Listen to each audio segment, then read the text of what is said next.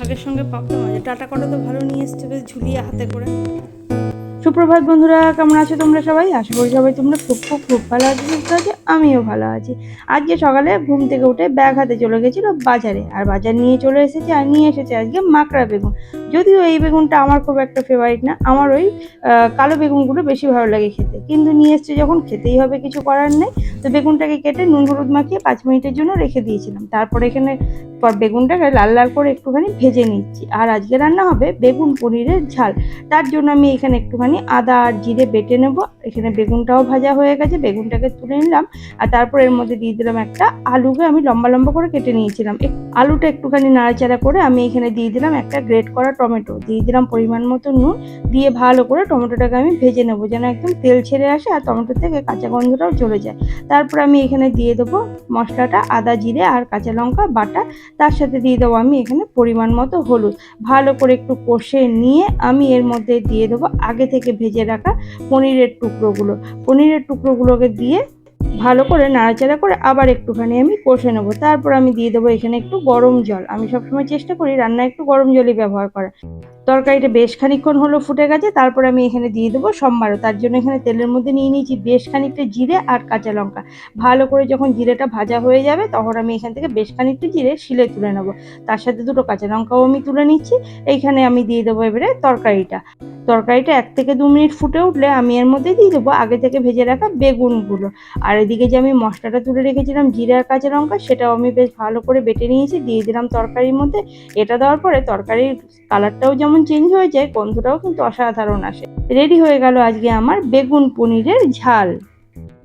রান্না কমপ্লিট। আর এই যে আজকে নিয়ে এসছে পাবদা মাছ, আর আগের দিনে ইলিশ মাছ আছে বলে আজকে নিয়ে এসছে কচুর ডাঁটা, আর তার সাথে নিয়ে এসছে বড় বড় করলা, এগুলো তো করলাই বলে বোধহয়। আর এটা বোধহয় মাকড়া বেগুন দিয়ে পনির রান্না করলাম। আর এখানে নিয়ে এসছে একটা লাউ দিয়ে ডাল ভালো লাগে, লাউয়ের তরকারিও আমার মেয়ে খুব ভালো খায়। আর নিয়ে এসছে একটা কোয়াশের তরকারিও বেশ ভালোই লাগে খেতে। আর এসছে আজকে শশা ছিল না, শশা নিয়ে এসছে। আর লঙ্কা আনে নাই, লঙ্কা বলছে 200 টাকা কেজি, বুঝলো বন্ধুরা। এখানে এই যে সকালবেলা কড়াইটা ধুয়ে দিয়েছিলাম, রোদে একেবারে শুকিয়ে নিলাম। আর এখানে গাছগুলো একটুখানি রোদে দিয়েছি, রোদ এসছে দুয়ারটায়, সকালবেলা বেশ সুন্দর রোদ আসে এই জায়গাটায় আমার। বাসনের থেকে এই যে সব রোদ টোদ চলে গেছে, কিন্তু বাসন আমার একেবারে আজকে খটখটে শুকনো একদম রেডি হয়ে গেছে। আর দেখো কীরকম চকচক করছে বাসনগুলো, একদম চকচকে করে মেজে ধুয়ে পরিষ্কার করে নিয়েছি। এখন এগুলোকে এয়ার টাইট করে ভরে রাখতে হবে। আর এইভাবে বাসন মেজে যদি এয়ার টাইট করে ভরে রাখো না, তাহলে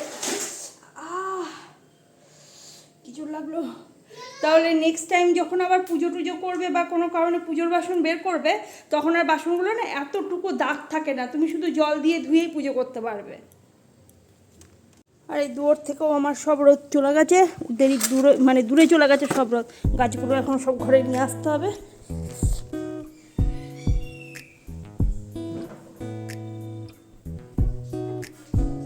কাজকর্ম সব সেরে টেরে স্নান হয়ে গেছে। আর আজকে অনেক কেচেছি, এক চেয়ার ভর্তি কাছাকাছি।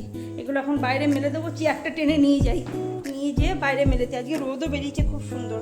কালকে দুটো নাইটি ভেজা ছিল, এই যে কালকে নাইটি দুটো একদম সুন্দর শুকিয়ে গেছে। এই দুটো তুলে বাকিগুলো সব মেলে দিই। কি হয়েছে কাকিমা? মিঠু মিঠু মিঠু কি করছে? মিঠু কই? ও এই যে মিঠু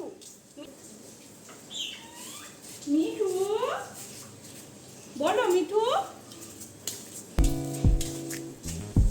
অত ডাকলে হয় মিঠু? সবার তো কাজকর্ম আছে।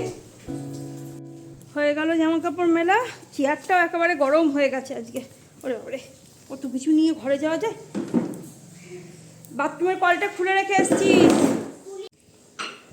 চলো এখন যাব রান্নাঘরে। এই বর্ষাকাল আসলে এই কাঠগুলো কেমন শক্ত শক্ত হয়ে লেগে যায়। আজকে দুপুরে রান্না হচ্ছে আমাদের, দুপুরে না সকালে, কুমড়ো সেদ্ধ। এই যে আমার মেয়ে মাখছে, বলছে আমি মাখবো। আর আমি মেখে দিই, না হবে না, আমি মাখবো। আর হচ্ছে পনির দিয়ে বেগুনের তরকারি, তোমরা তো দেখলে, এটা অসম্ভব ভালো খেতে হয়। আর তার সাথে আজকে হচ্ছে সসটা পাই, ইলিশ মাছ দিয়ে বেগুন ইলিশ ভাপা, বেগুন ইলিশ ভাপা হেবি খেতে। কুমড়ো সেদ্ধটাও কিন্তু খেতে খুব ভালো লাগে এইভাবে। যদি মিষ্টি আমি মাখি, যদি কুমড়োটা মিষ্টি হয় তাহলে খুবই ভালো লাগে খেতে। মাখাটা আমারই ভালো লাগে।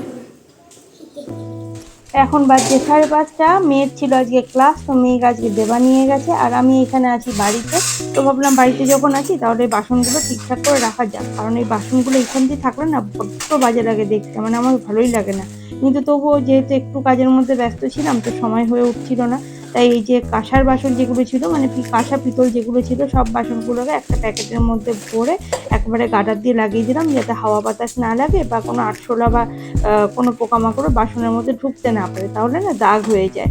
তো এখানে ভালো করে রেখে দিলাম, যাতে আর নেক্সট টাইম যখন আমার দরকার হবে তখন আর বের করে যেন মাজতে না হয়। আর এখানে বাকি স্টিলের বাসন যেগুলো গোপালের জন্য সব আলাদা রেখেছিলাম, সব বাসনগুলোই আলাদা করে সুন্দর করে আমি প্যাকেটের মধ্যে ভরে গার্ডার দিয়ে লাগিয়ে রেখে দিয়েছি, যাতে আর ধুতে না হয়। নেক্সট টাইম যখন আমি ব্যবহার করব তখন যেন শুধু জল দিয়ে ধুয়ে ব্যবহার করতে পারি। আর এখানে যাব এখন মেয়েকে আনতে, তো এখানে এখন ঘরে তালা টালা দিয়ে এখন দুজন মিলেই যাব। আজকে আমার একটু পার্লারে কাজ আছে, আমি পার্লারে ঢুকবো, তারপরে মেয়েকে আনতে যাব। বাড়ি চলে এসেছি, আর বাড়ি এসে আজকে বানাবো রুটি আর পরোটা দুটোই, কারণ আগের দিনের ময়দাটা মাখা আছে। ওর পাপা খাবে রুটি, আর মেয়ের আর আমার জন্য একটুখানি পরোটা ভেজে নেবো, একটু সামান্য বাটার দিয়ে দেবো, তাহলেই হয়ে যাবে। চলো বন্ধুরা, ভিডিওটাও আজকে এখানে শেষ করছি। তোমরা সবাই খুব খুব খুব ভালো থেকো, সুস্থ থেকো। Tata, good night.